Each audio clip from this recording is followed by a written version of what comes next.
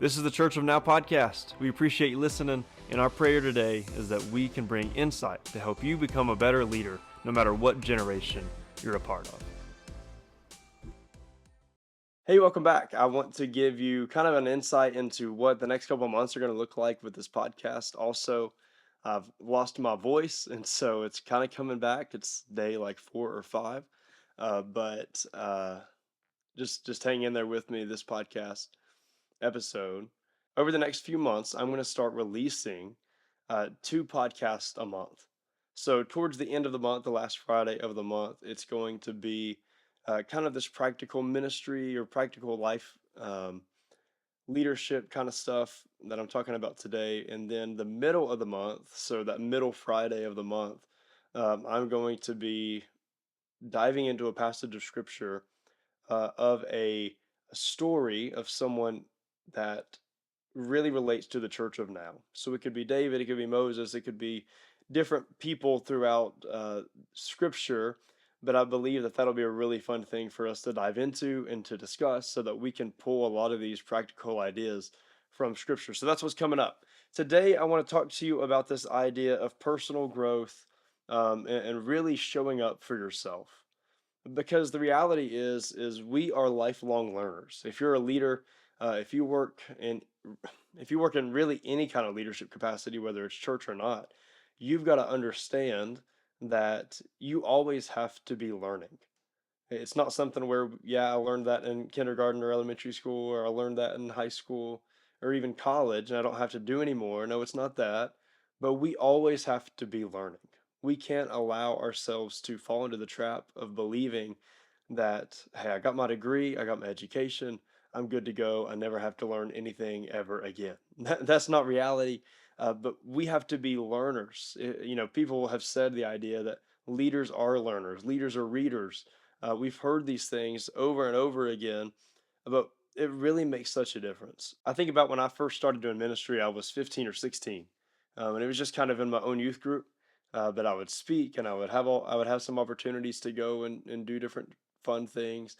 But man, if I would have been a minister at 15, 16 compared to where I'm at now with the experience that I have, uh, let's just say that today I'm better than I would have been a couple of years ago. And that's been, goodness, I'm 26. So that's, 10, 11 years that I've been able to see church, that I've been able to practice sermons and practice lessons and all those things. But it's not something that just happened. Like, just because you may have done something for a long time doesn't mean that you are continually learning. And so we have to be intentional about the way that we show up for ourselves and we learn. I could be in ministry 10 years, but if I don't work on making my sermons better, then it's really not going to make that much of a difference. And so we have to be people who show up, and we're intentional about showing up and wanting to grow. That's key. We have to show up and grow. I think about right now in my life. I'm 26, and I was never really someone who went to the gym a lot in middle school and high school. I played baseball, but other than baseball season, I didn't do that. Um, and so when I got married and we had our first kid, our only kid, um,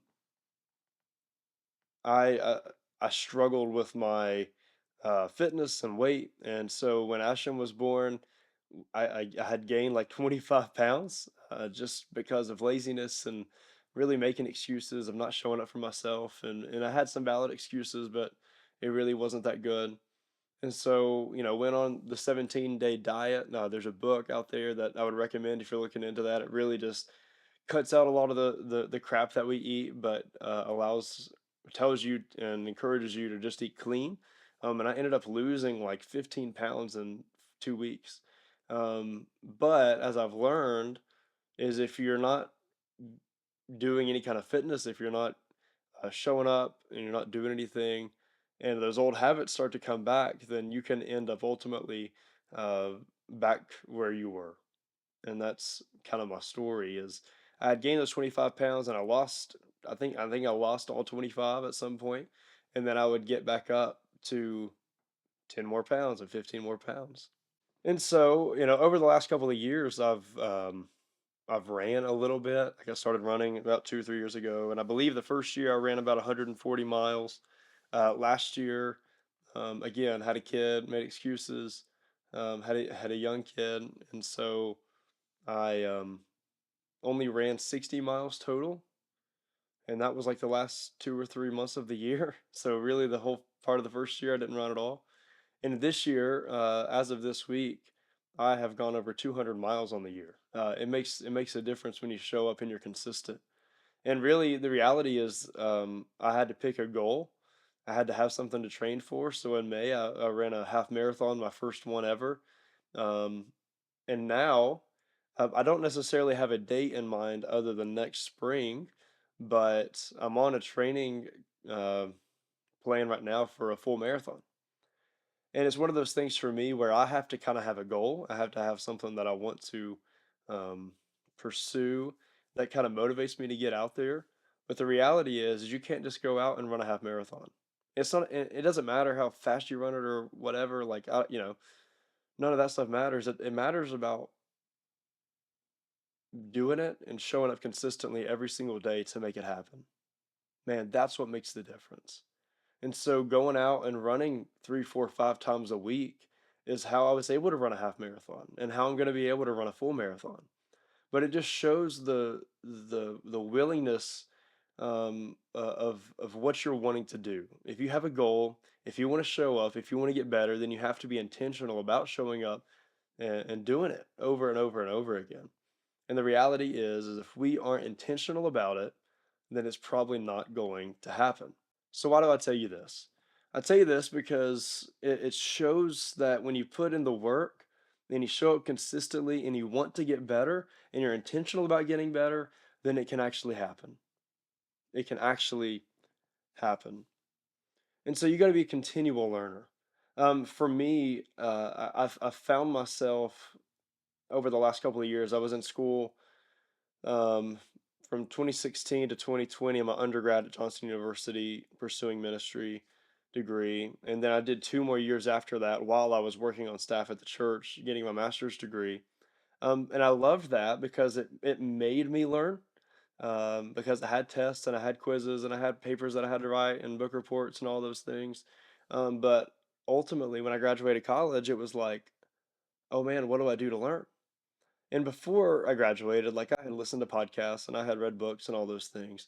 But I found that if I wasn't intentional in getting better and I wasn't intentional in listening to podcasts that are going to make me grow, books that are going to make me grow, then I actually felt like I was regressing. I felt like I was missing out on a lot of things. And so you've got to find those things in your life where you can continually grow on a daily basis. And that might be a podcast, it might be continual reading, it might be, a couple times a year going to a conference. It might be a couple times a year talking to another church or somebody that you trust. And one of the other aspects of it is seeking mentorship. Like if you want to get better, find mentors who are a couple steps ahead of you, and learn from them because they have so much to offer.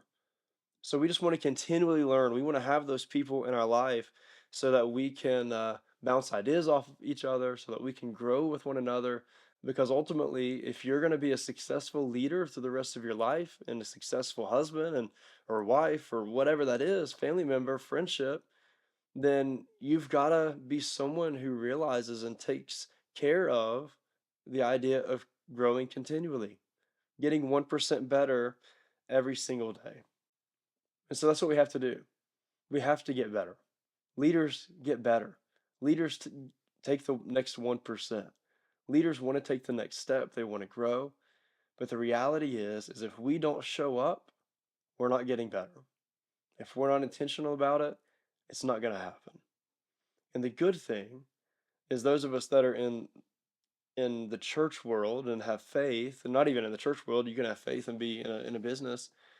But for those of us that follow God, we can ask for wisdom. We can pray. We can ask that God increases our intentionality and that He increases our a want to get better, and he'll probably do it. It's got to have the right heart. It's got to have the right mindset with it. But the right motive, but usually he's going to do that. And so it makes such a difference. And so you have to get better. You have to make an intentional effort to get better because we can't just sit back and allow ourselves to regress. In order to lead the world, in order to change the world going forward, we've got to be the people to step up and to make a difference. So, I hope that that's just a little bit of an encouragement to you. I've oftentimes found myself falling back into not doing continual learning or personal growth or growing, um, and it has hurt me in multiple ways. So, I'm going to challenge you: be really intentional about growing and show up because when you show up, you never know what can happen. Hey, want to remind you, I've got a book out called The Church of Now. You can find that on Amazon, and there might be something else in the works. So I'm super excited about that too over the next couple of months. But you can find that on Amazon. It's $10 on there. But hey, remember, here in I guess 2 to 3 weeks, there's going to be another podcast out in mid-July, podcast episode, and we're going to be diving into the story of David a little bit, and I'm excited for that. Hey, like, subscribe, do all those things, share it with a friend. It really helps us grow. We really appreciate you listening, and we'll see you here in a couple weeks.